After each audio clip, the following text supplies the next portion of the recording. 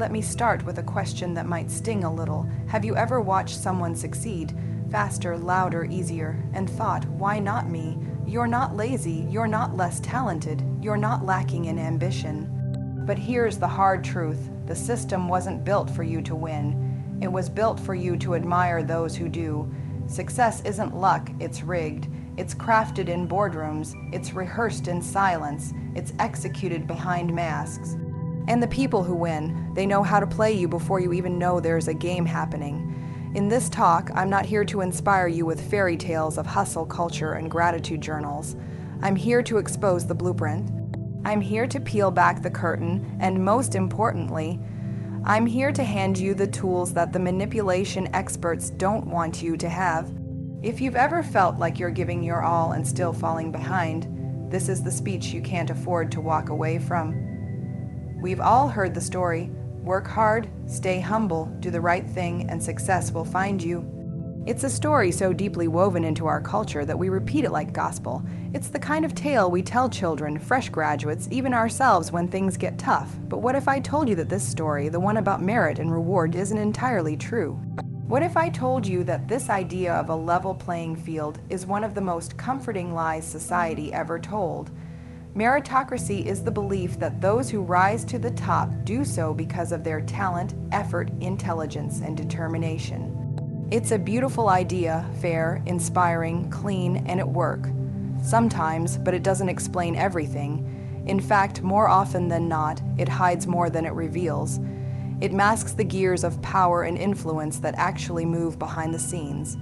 We're told that hard work is the golden ticket, but millions of people work hard every single day. Some wake up at dawn, manage multiple jobs, take care of families, build dreams from scraps, and yet they stay stuck. Why? Is it because they didn't hustle hard enough, or is it because they didn't know the secret password to the doors that never open from the outside? See, the illusion of meritocracy thrives because it flatters everyone. Those at the top get to believe they earned every bit of their success, and those at the bottom get to believe they still have a chance. If only they try harder, but the truth is far more complicated. There are people who get ahead because they were born into the right family, went to the right school, had access to the right mentors, or got the benefit of the doubt when others didn't. There are people who fail not because they lacked ability, but because they lacked opportunity. In that difference, it's everything. But we don't talk about that difference because it makes us uncomfortable. It challenges the story we like to tell, that the best rise and the rest just didn't want it bad enough. Let's look at how this plays out. Imagine two individuals, equally talented, equally driven. One grows up in a network of influence, parents with connections, friends with access, communities with resources. The other, raised in survival mode, no safety net, no warm introductions, just grit and a dream. Now tell me, do they really start at the same line? Of course not. But meritocracy wants us to ignore the starting line. It wants us to believe everyone begins the race together. That's the illusion, and it's a powerful one because it makes injustice look like personal failure. It says, if you didn't make it, you must not be good enough, and not, the system was never built for you. Even in professional settings, meritocracy is often just a performance. Promotions don't always go to the best candidate. They go to the best positioned. Visibility trumps ability. Politics outplay performance. And those who know how to navigate the invisible rules of the game often leapfrog past those who are simply following the job description. This isn't to say that merit doesn't matter at all. Of course it does. Talent, effort, and character do count, but they are not the whole story. They are the visible part of the iceberg. Beneath the surface is where the real leverage lies, who you know, how you're perceived, the space you're allowed to occupy, and how well you fit into the unspoken expectations of power. Take public figures, for example, the ones hailed as self-made. The media loves that term it sells, but dig a little deeper and you'll often find support systems, trust funds, industry connections, or the privilege of failing safely. Self-made becomes less about reality and more about marketing. Now, why does this matter? Because when we keep pretending that success is purely about merit, We shame the people who are doing everything right and still not getting ahead. We tell them it's their fault, that they just need to want it more.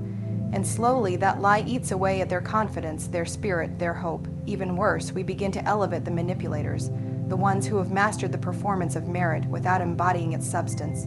They dress the part, they talk the talk, they learn the script, and because they look like success, they get handed the mic, the promotion, the stage, while truly deserving individuals stay in the shadows. The illusion of meritocracy also keeps us divided.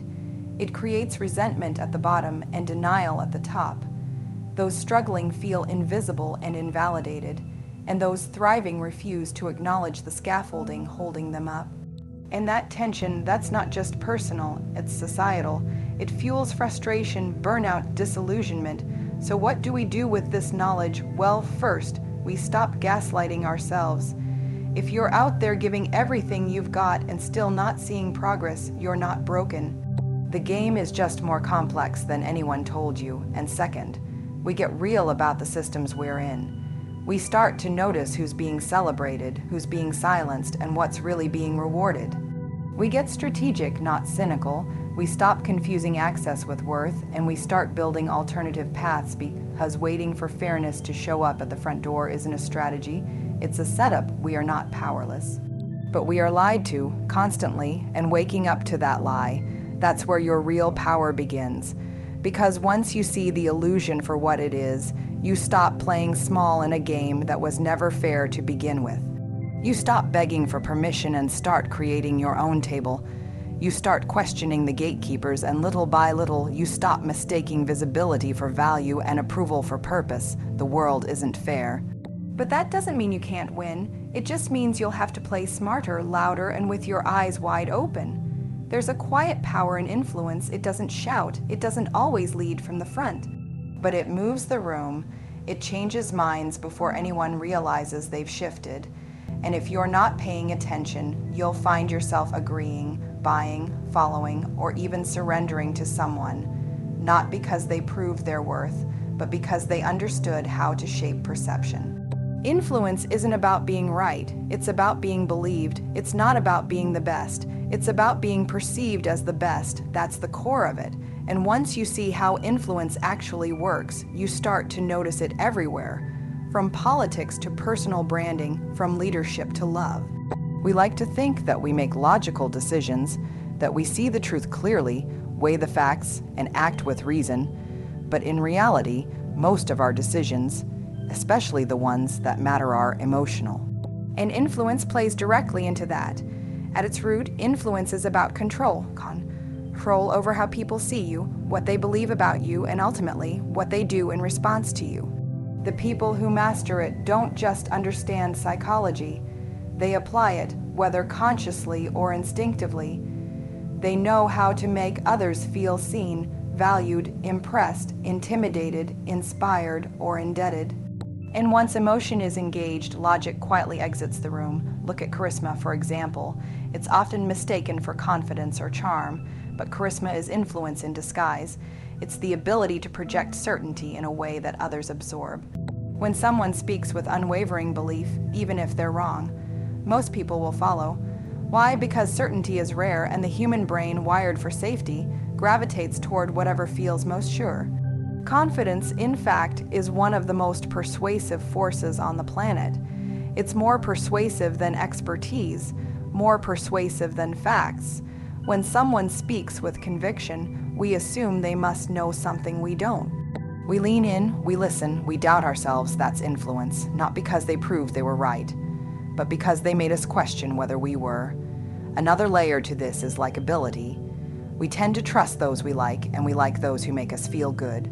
It's that simple. The person who smiles warmly, remembers your name, mirrors your body language. That person builds rapport, and rapport opens doors.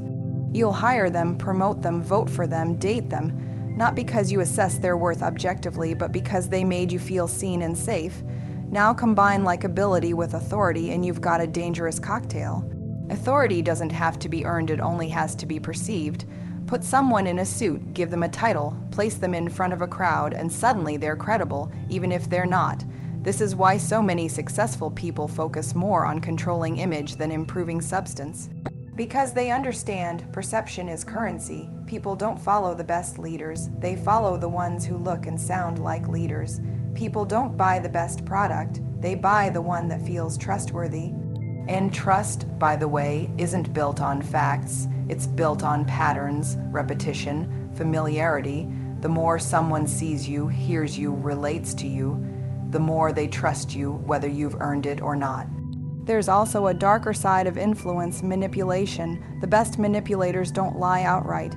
They bend reality, they frame narratives, they pick facts, they appeal to emotion, especially fear, guilt, or desire. They understand how cognitive biases work. The halo effect, confirmation bias, scarcity bias.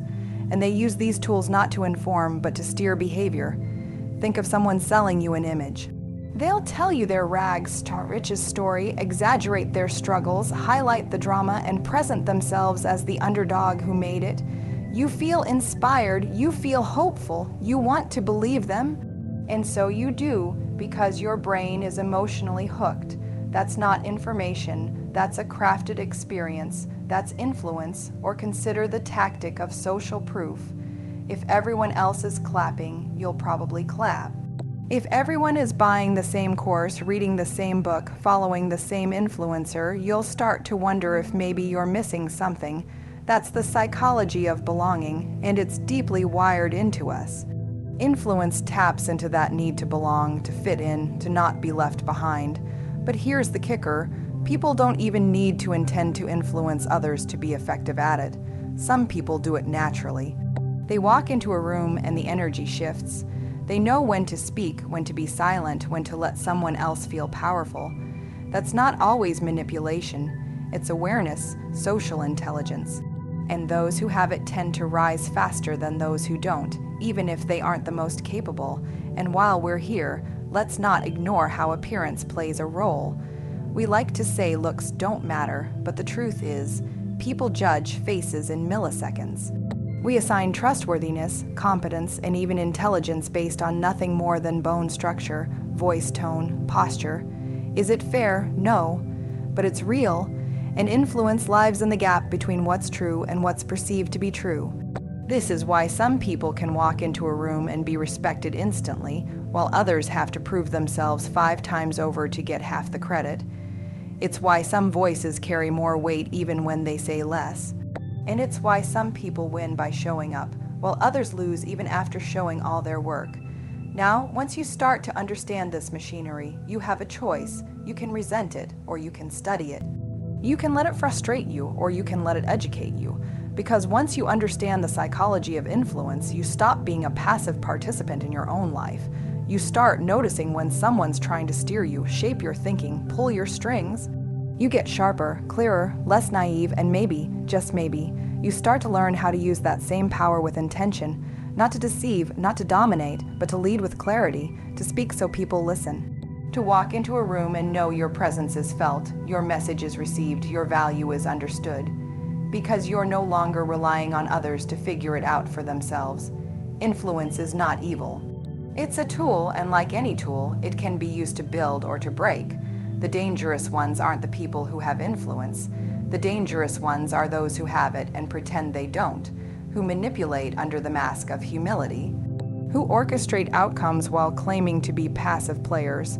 So understand this, if you feel invisible, it might not be because you're not good enough. It might be because you haven't yet learned how to be seen. Influence isn't magic, it's technique, it's presence, it's psychology, and it's learnable.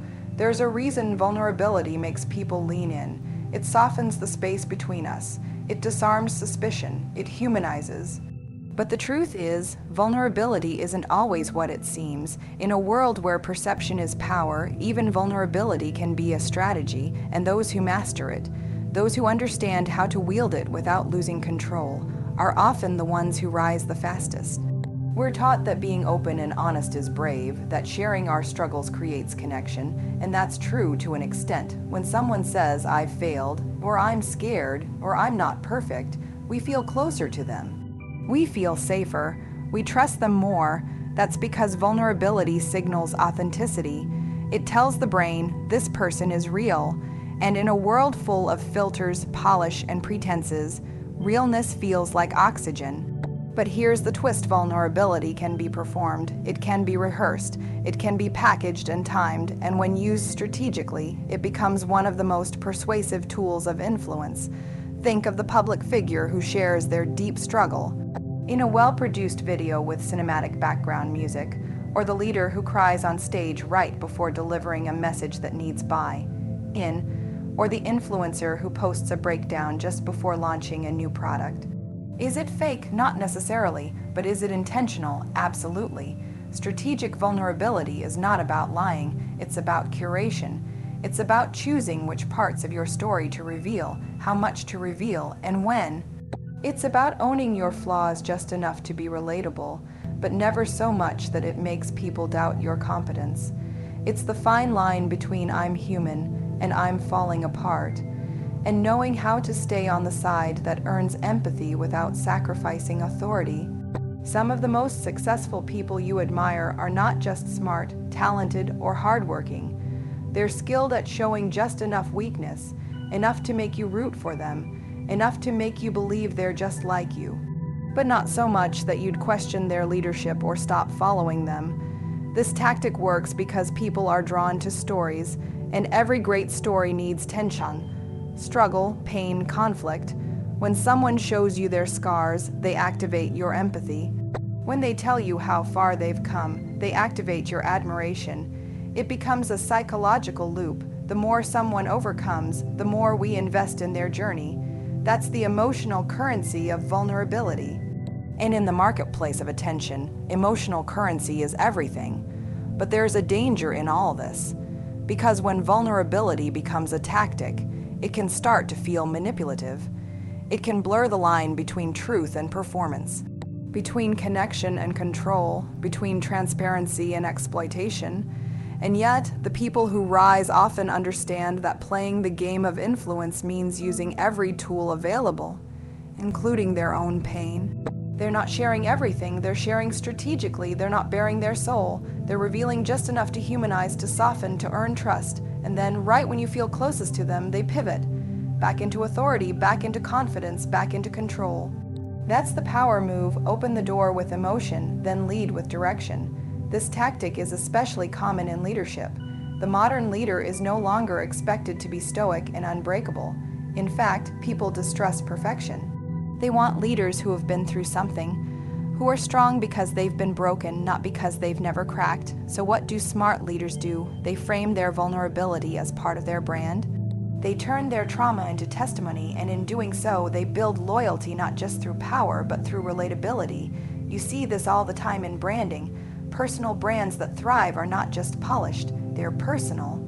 They invite you in. They tell you about the divorce, the debt, the depression, but not in real time, after the resolution, after they've overcome it, because no one wants to invest in chaos. They want the survivor's story, the hero's arc, the polished pain, and yet for all this strategy, vulnerability is still real. It still connects us, it still has power. The difference lies in intent. Are you sharing because you want to be understood or because you want to be admired? Are you opening up because the truth demands it or because the audience expects it? Are you being vulnerable to build trust or to cash in on it? This is the internal calculus of the strategic communicator. Because vulnerability, when done wrong, can backfire. Too much, too soon, and people get uncomfortable. Too raw, and they question your stability. Too performative, and they sense the manipulation. That's why timing, tone, and context matter. Vulnerability must feel organic, even when it's not. And don't misunderstand, this isn't about faking it. It's about understanding the psychology of connection. If you walk into a job interview and say, "I've failed 10 times and I still feel lost," you won't get hired. But if you say, "I failed early on, but I learned, and now I lead teams through what I once struggled with," you're seen as evolved, self-aware, resilient. The vulnerability still exists, but now it serves a purpose. That's the art. People who master this art don't just share their stories, they own their stories. They take the narrative that once made them feel small and repurpose it into a source of credibility. They transform pain into positioning. not by pretending it didn't happen, but by framing it in a way that serves the moment. And when done well, this isn't manipulation, it's leadership, it's wisdom, it's strategy with soul. But here's the uncomfortable truth. Not everyone gets the same permission to be vulnerable. The world judges vulnerability differently depending on your identity. Some people are praised for being brave when they cry. Others are seen as weak. Some are applauded for being open about mental health. Others are told to toughen up. Strategic vulnerability, then, isn't just about sharing. It's about knowing your audience, your position, and the risks. So what do you do with this knowledge? You start by being honest with yourself first. Why are you sharing this story? What do you want people to feel, to do, to believe about you? And are you prepared for the weight of what your story might reveal? Strategic vulnerability is not a mask, it's a mirror, and if you're using it, you need to know who's looking back at you. There's nothing wrong with being intentional, with being thoughtful, with understanding how your truth lands. That's not inauthentic. That's intelligent. Vulnerability, when mastered, is not weakness. It's influence in its most human form. Because in a world that often rewards the loudest voice, the biggest flex, the smoothest lie, sometimes the most powerful thing you can do is say, "Here's who I really am, now watch what I do with it." Authority is one of the most powerful currencies in the world, and like most currency, it can be earned, but more often it's manufactured. The assumption is that authority comes from credentials, experience, time served, knowledge gained.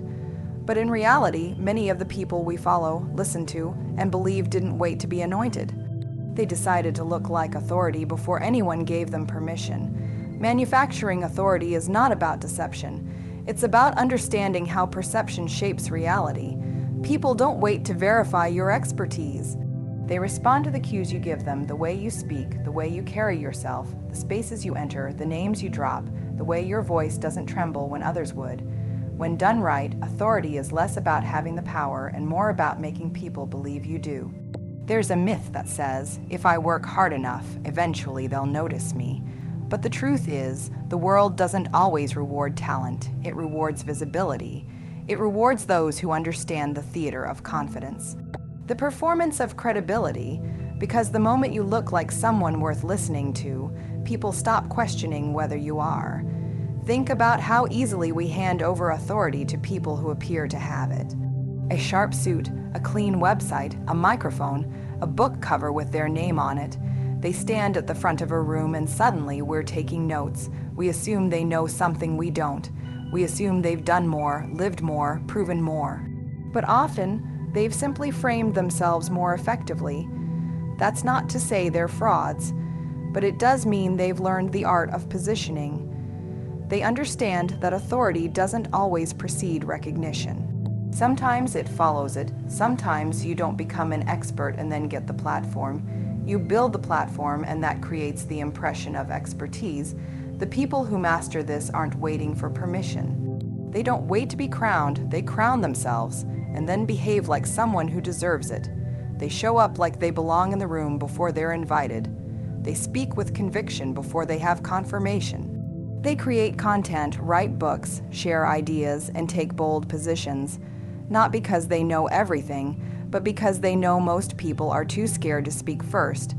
That's the core of manufacturing authority, being the first to speak with confidence in a room full of doubt. People will follow the voice that sounds most certain. People will lean into leadership that feels grounded. Most are waiting for someone to validate their instincts. If you can be that voice, you win influence by default. Social proof plays a huge role in all of this. Once someone sees others listening to you, they assume you must be worth listening to. That's why the first followers are so important, not because they prove you're right, but because they prove you're not alone. From that moment on, your perceived credibility snowballs. People will attribute wisdom to you just because others do. This is why testimonials, media appearances, collaborations, and affiliations matter so much, even when they're shallow. The logos at the bottom of your website, the stages you've been on, the books you've published, even self-published. All of these become symbols of status. People rarely investigate the depth of your credentials. They respond to the symbols of credibility. The frame matters more than the picture. That's not a failure of intelligence. It's human nature. Our brains are wired to take shortcuts. We can't deeply assess every expert we encounter, so we use cues. Who else listens to this person? How do they speak? Where have I seen them before? Do they look like someone I should trust? And the people who manufacture authority understand how to stack those cues intentionally. It's also about environment. Authority increases with context. The same person saying the same thing will be received very differently depending on where they are. If they're standing in front of a TED sign or being interviewed by someone you recognize or featured in a viral clip with polished subtitles and perfect lighting, their words feel weightier because the setting suggests importance. And we often confuse setting with substance. This is why self-appointed experts can rise just as fast as certified ones, because most people don't raid credentials, they raid confidence, they raid consistency, they raid quality of delivery. You don't have to manipulate to manufacture authority. You simply have to be intentional with the way you present yourself. You need to decide how you want to be perceived, and then behave accordingly, repeatedly, publicly. One of the most overlooked elements of authority is language, not just what you say, but how you say it. People who speak in frameworks, who articulate complexity in simple terms, who sound like they've thought deeply about their message, they rise faster. Not because they're more insightful, but because they sound more prepared. When you speak like someone who's done the work, people rarely ask to see the receipts, and when you name your ideas, give them shape, brand your concepts, repeat your phrases, you start to build intellectual property. People remember what they can repeat. If you want to be seen as an authority, you need to create language that travels, a unique lens, a bold reframe, a term that sticks. These are the building blocks of thought leadership. Not just being smart, but being remembered. Let's be clear, there's a difference between manufactured and manipulated. The former is about clarity, curation, and intentional design. The latter is about deception.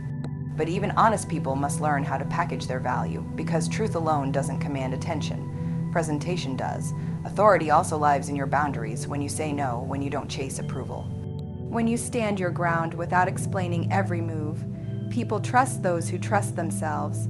If you fold under every question, apologize for your voice, or shrink when challenged, your authority dissolves. But if you remain steady even in doubt, you communicate leadership, not because you're always right, but because you're not afraid of being wrong. The people we follow aren't always the most qualified. They're often the most visible, the most consistent, the most intentional. They know that perception drives belief and belief drives behavior, so they learn to manage perception, not to manipulate, but to move, to shape, to lead, and that's the essence of manufacturing authority. Stepping into the space you want to own before the world hands it to you. Speaking before you're fully ready, leading before you're fully approved. Acting as if your ideas matter, because they do, but only if you show the world they do first. We're raised on the idea that fairness is the path to success, that if we do what's right, follow the rules, and play clean, we'll eventually be rewarded. We're told that hard work pays off, that merit is the currency of greatness, and that justice in the long run will always prevail. But step outside the stories we've been fed, and you'll quickly see the world doesn't operate on that logic. Because in reality, the people who win aren't always the ones who play fair. They're the ones who know when to bend, when to break, and when to build a game that favors them. Playing fair, in theory, is noble. But in practice, it often means staying small, staying silent, and waiting your turn.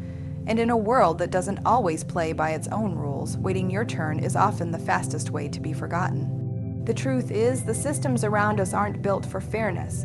They're built for control, for hierarchy, for convenience, and those who rise the fastest are often those who recognize that and learn how to work within the game while also subtly rewriting it. Fairness assumes an even playing field, but the playing field is never even. Some people are born closer to the finish line. Some inherit networks, money, access, reputations. Others start with none of that. So if you're starting the game with less and still playing by the same rules, you're not being noble. You're being outpaced. Because while you're focused on being good, Others are focused on being effective. It's not that the winners are all unethical, but they understand the difference between what's expected and what's necessary. They understand that playing fair often means playing reactive, responding to systems instead of shaping them. So they choose strategy over purity. They understand perception overrules reality, and that sometimes optics are more powerful than outcomes. Consider how influence works. The people at the top rarely get there by waiting for approval. They seize opportunities, create momentum, and make noise before they've earned permission. That's not playing fair. That's creating advantage, and yet it works. Because people respond to movement, to confidence, to visibility, not to quiet, humble work done in the shadows. In most industries, success is not just about talent. It's about leverage, and leverage doesn't always come from following the path. It comes from knowing how to shortcut it, from understanding that connections matter more than credentials, that timing can matter more than effort, that being seen at the right moment can outweigh years of silent grinding. So why do we still cling to the idea of fairness? Because it's comforting. It gives us a sense of moral structure. It lets us believe that if we just keep doing the right thing, something cosmic will reward us. But the people who win don't wait for the universe. They create their own gravity. They make themselves undeniable, not by waiting for justice, but by mastering advantage. There's a reason rule. Breakers are so often admired, even secretly, because deep down, people know the system is rigged. And there's something magnetic about watching someone refuse to stay in their assigned place. We cheer for the disruptor, even as we tell our kids to behave, because disruption looks like freedom. It looks like power. It looks like someone who stopped asking and started taking. That doesn't mean you need to become ruthless, but it does mean you have to become aware. Aware of when the rules are designed to keep you in line, not lift you up. Aware of when silence is mistaken for consent. Aware of when fairness is just another word for compliance, because once you see that, you realize the most successful people don't just master the system. They learn how to leverage its blind spots. They know when to align with expectations and when to subvert them. They know how to speak the language of the gatekeepers while slowly dismantling the gates. They play just enough by the rules to be trusted, but not so much that they become predictable. And that unpredictability is power. It creates tension, it commands attention, and attention is currency. In the real world, fair doesn't mean equal, it doesn't mean objective, it means what's allowed. And what's allowed is often determined by those in power, not those with the most value. So if you're waiting for fairness to recognize you, you may be waiting forever. The game doesn't reward fairness. It rewards framing. It rewards those who understand narrative, those who can position themselves not just as skilled, but as essential. Think about how reputations are built. It's rarely by quiet consistency. It's by moments that go viral, decisions that defy expectations, voices that cut through the noise, and those moments aren't always fair. They're crafted, they're timed, they're calculated, but they work because the world doesn't crown the most deserving. It crowns the most convincing. Even ethics, which we assume are absolute, are often situational. What's wrong in one context becomes smart in another. The same strategy that would get punished in school gets celebrated in business. The same ambition that's called too much in one space is seen as visionary in another. That's not fairness, that's contextual power, and the people who win understand that context is everything. This doesn't mean you abandon integrity. It means you stop letting integrity be a cage. You stop confusing being liked with being respected.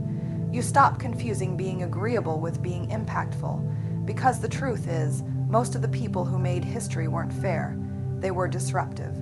They were inconvenient. They were bold enough to break rhythm and smart enough to justify it after. You have to ask yourself, are you more committed to playing fair or to actually winning, because the two don't always align?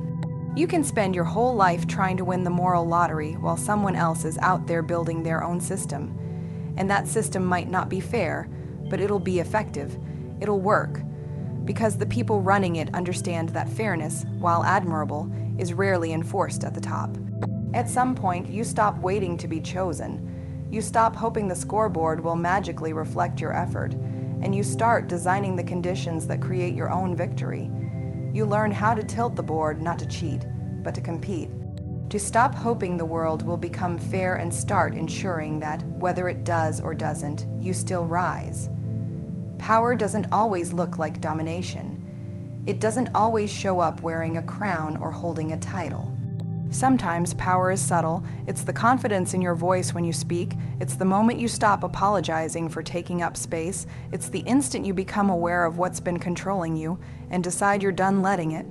Awareness is the beginning of every shift. It's not flashy, but it's potent, because the most dangerous kind of control is the kind that goes unnoticed.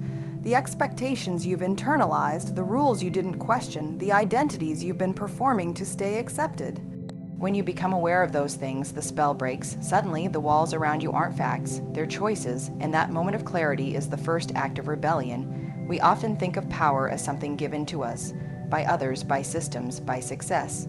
But the most enduring kind of power is the one you reclaim, the power to see, to name, to decide for yourself. Most people are moving through life on autopilot, playing roles they didn't choose, pursuing goals that were handed to them. And that's not accidental, it's by design, because when you're too busy trying to measure up to invisible standards, you're too distracted to question who set them. Awareness interrupts that loop. It's the friction in the system. It forces you to stop and ask, whose version of success am I chasing? Whose voice is narrating my decisions? What beliefs am I holding that are no longer serving me, but still shaping me? The moment you start asking those questions, the game changes. Because awareness brings choice, and choice is the foundation of freedom. The world doesn't want you to be too aware. Awareness is bad for business. It makes you question the diet they're selling you, the image they want you to emulate, the hustle they glorify. Awareness makes you harder to manipulate. It makes you harder to control. That's why it's discouraged, subtly but persistently. You're told to stay positive, don't overthink, just be grateful. But what if gratitude is being used as a tool to silence your dissatisfaction? What if your restlessness is wisdom in disguise? You don't reclaim power by pretending everything's okay. You reclaim it by seeing clearly what's not okay and deciding you deserve better. Awareness isn't comfortable. It will ruin illusions you've been living in. It will turn the people you once admired into mirrors that reveal what you've outgrown. It will break the spell of normalcy, but it will also show you where your power has been hiding. Power doesn't mean control over others. It means sovereignty over yourself. It means recognizing when your boundaries are being violated, even by the parts of you that want to please. It means listening to the quiet voice inside that says, "This isn't right." Even when everything outside is telling you to stay in line, the systems around us thrive on obedience, not explicit submission, but quiet compliance. They want you tired, distracted, chasing, comparing. Too occupied to notice that you've been giving your energy to things that don't serve you. But awareness disrupts that. It brings you back to yourself. It teaches you how to see beyond the noise. Most people are exhausted not because they're doing too much, but because they're doing too much of what doesn't matter to them. Awareness helps you filter out what's performative from what's purposeful. It teaches you to distinguish between external validation and internal alignment. That's how you reclaim your energy. That's how you stop pouring into things that drain you. You don't have to abandon your life to reclaim power. You just have to start living it consciously. You have to pause long enough to hear your own thoughts. You have to audit your patterns, your habits, your motivations. And you have to be honest about the parts of you that are still operating from fear. Awareness is power because it gives you language. When you can name something, you can work with it.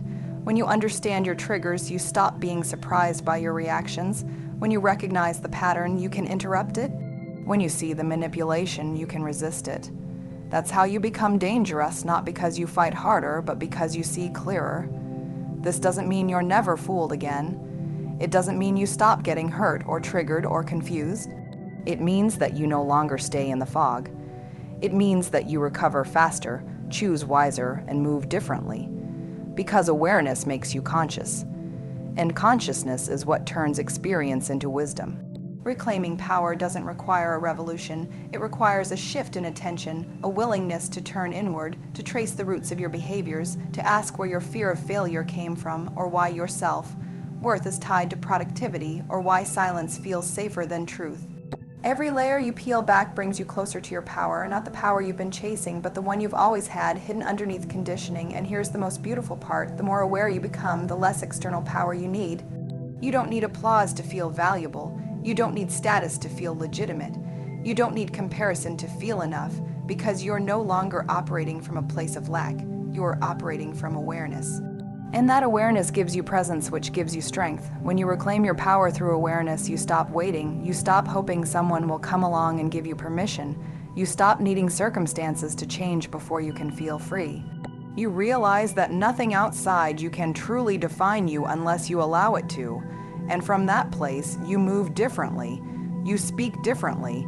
You live with a kind of quiet certainty that doesn't demand attention, but commands respect. Power isn't found, it's remembered, and awareness is the remembering of who you were before the world told you who to be, of what you knew before fear taught you to forget, of what matters when the noise fades and you're left with your own voice. That voice becomes your compass, that clarity becomes your fuel, that self. Trust becomes your strategy. You don't have to force your way into power. You just have to stop abandoning it. You have to stop outsourcing your authority to people who benefit from your self-doubt. You have to stop treating your intuition like an inconvenience and start treating it like intelligence. You have to stop negotiating your worth and start honoring your knowing. Awareness isn't the end goal, it's the entry point.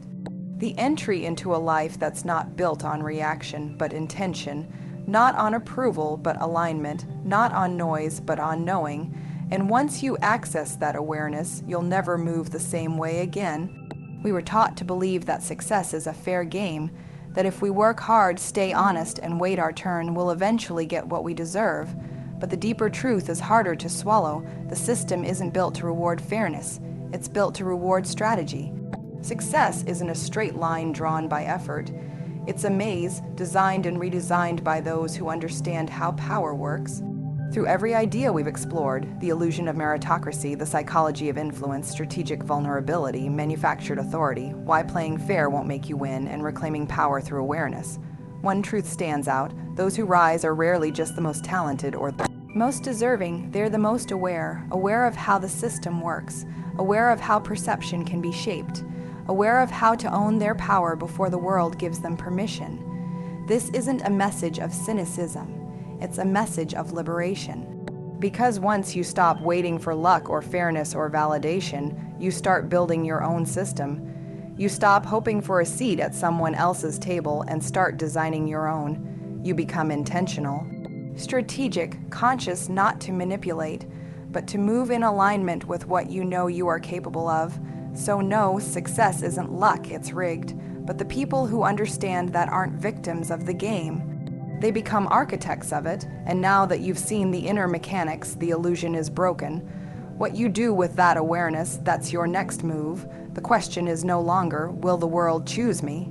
The real question is, will I choose myself even before they do? That's where your real power begins.